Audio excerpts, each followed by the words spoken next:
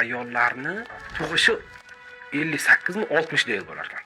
Undan keyin jinni bo'lib qolar ekan. Yo telba bo'lib qolar, yo o'lib qolar ekan og'riqdan.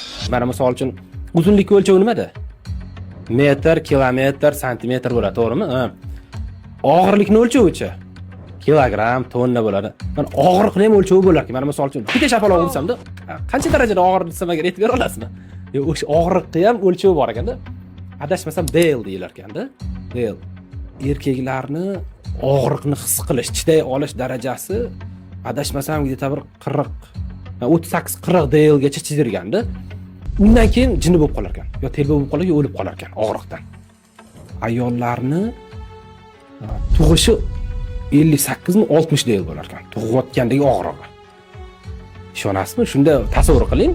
Biz o'zi 40 dan o'tsa yo jinni bo'lib qolar ekanmiz, yo o'lib qolar ekanmiz-da, og'riqdan.